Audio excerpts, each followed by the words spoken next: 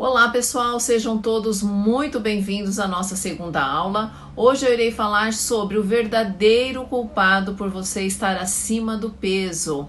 Lembrando que, para vocês entenderem a aula de hoje, é preciso que você tenha assistido a aula 1, tá? A aula anterior, onde nós falamos sobre os 3 principais inimigos que te impedem de perder peso e a forma mais rápida de você alcançar o seu peso ideal. Então, só de você tirar os 3 inimigos do emagrecimento já é aí uma grande ajuda. Espero que vocês tenham já dado início na grande mudança na vida de vocês e hoje nós vamos falar sobre o verdadeiro culpado por você estar acima do peso. Então vamos lá entender como isso acontece, o que significa isso na prática. Esse assunto de hoje, gente, ele é muito importante, por isso eu vou dedicar o tempo todo hoje a falar somente dele, tá bom? Então, segundo estudos, o principal culpado por você estar acima do peso é também o responsável pelas principais doenças da atualidade, que são obesidade, diabetes tipo 2, problemas coronarianos, cardíacos, Alzheimer, câncer, hipertensão. Então, todas essas doenças que eu mencionei aqui, gente, é responsável pelo maior número de mortes no mundo inteiro, não é só no Brasil não, é no mundo todo. E trazendo uma discussão mais recente ainda, mais minuciosa nos casos de óbito e piora dos sintomas pelo coronavírus, mostrou que esse inimigo no nosso corpo, ele é um fator de risco muito relevante, mais relevante até do que a própria idade. Então, gente, redobre a atenção no que eu tenho para revelar para vocês aqui agora. O mesmo culpado pelo seu sobrepeso pode estar derrubando aí a sua imunidade e deixando você mais suscetível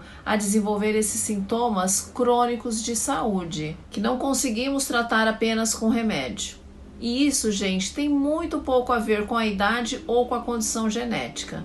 O culpado é o fenômeno da resistência insulínica, que acontece, gente, quando o nosso corpo para de responder aos estímulos da insulina, causando aí uma desordem metabólica severa no nosso corpo. E como isso funciona? Eu vou explicar, é simples. Existem 3 macronutrientes nos quais todos os alimentos que a gente conhece são formados. São eles: as proteínas, os carboidratos e as gorduras. Vocês já ouviram falar, né? Então, cada alimento apresenta sua proporção de cada um desses macronutrientes de uma maneira geral. Então, toda vez que a gente consome aí um açúcar, um amido, carboidrato de forma geral, acontece o aumento da glicose no nosso sangue quando os alimentos acabam de ser ingeridos. Só recapitulando, glicose são as moléculas das quais os carboidratos são constituídos. Gente, toda vez que eu falar aqui de glicose no sangue, é a mesma coisa que eu falar açúcar no sangue, tá bom? Então, no processo de digestão desses carboidratos, o pâncreas produz um hormônio chamado insulina, para evitar aí que os níveis de açúcar circulante no seu sangue se elevem além do normal, tá? Então, isso também é conhecido como glicemia. Então, imagina que cada célula do seu corpo é um vagão de metrô e que as moléculas de glicose são os passageiros que precisam entrar dentro do vagão e que a insulina é o mecanismo que faz as portas do vagão se abrirem para os passageiros entrarem.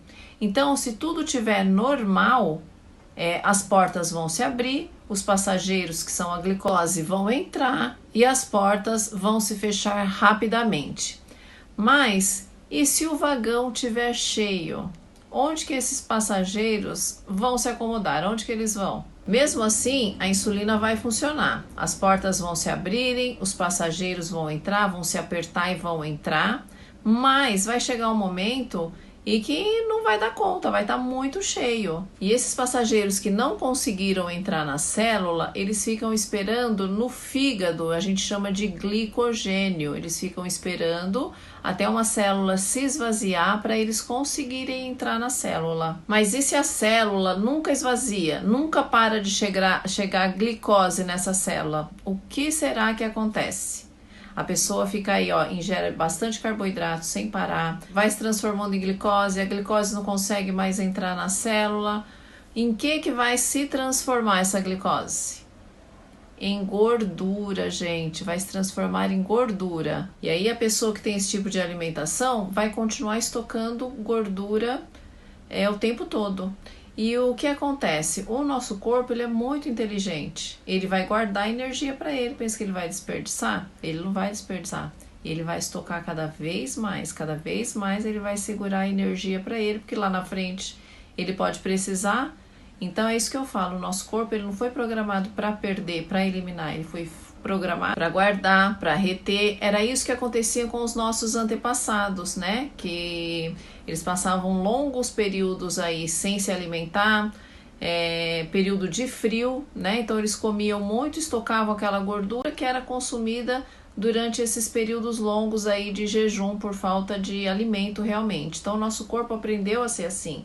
Só que hoje o que acontece? Que os alimentos não são escassos assim, a gente não passa fome assim, o nosso inverno nem é tão intenso, né? E a gente nem passa longos períodos aí de fome, graças a Deus, né? Então o nosso corpo ele faz o quê? Ele vai estocando gordura e a pessoa vai engordando. E aí, gente, para levar toda a glicose para a célula, a gente vai precisar cada vez mais do quê? De insulina, né? Então, até o ponto que a insulina produzida pelo nosso corpo já não é suficiente para baixar a glicose no sangue. Sabe o que acontece então, gente? O corpo não responde mais às quantidades normais de insulina. E aí, gente, ele desenvolve uma resistência à ação dessa insulina, que é o que nós chamamos de fenômeno da resistência insulínica no nosso corpo.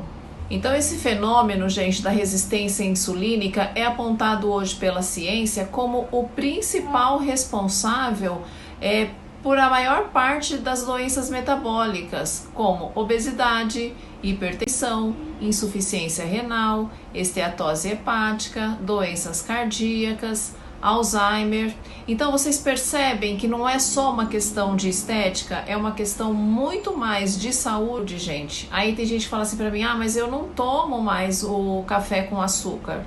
Eu tomo café com adoçante, ou eu até tomo café puro. Gente, o que vocês precisam entender é que não é só o açúcar de cana que faz tudo isso, que aumenta a glicose no sangue, é todo tipo de carboidrato, né? Então o pão que você come, a tapioca que você come, o pão integral também, o adoçante também, aquele biscoitinho que você gosta. Tem gente que fala, mas eu uso açúcar de coco, eu uso açúcar mascavo, eu uso açúcar demerara. Gente, tudo é açúcar, tudo é carboidrato na verdade, aquela torradinha, aquele biscoitinho que você come à tarde. É preciso entender também que o polvilho, que a farinha de mandioca, a farinha de milho, a farinha integral. Então é isso que eu preciso que vocês entendam para que vocês consigam aí um emagrecimento saudável. Vocês entendem agora por que eu falo que não é legal comer de 3 em 3 horas? Imagina só, a cada 3 horas você oferece para o seu organismo aí uma tapioquinha, um pãozinho, come 3, 4 frutas após o almoço. Depois eu vou falar isso também sobre a fruta, né, em outra aula. Por que eu não gosto que a fruta seja consumida como sobremesa e sim nas refeições, entre as refeições, né, na verdade, em pequenas refeições, tá?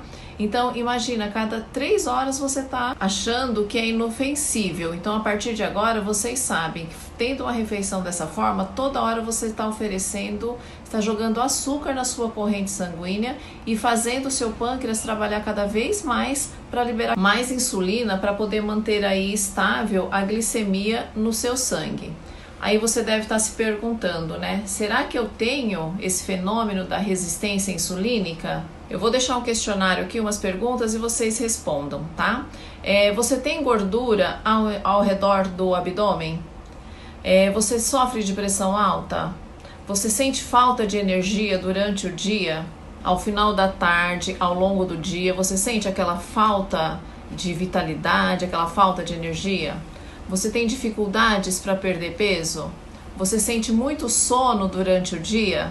Você tem dificuldade de concentração? Seu exame de triglicerídeos deu alto na última medição? Você tem hipoglicemia?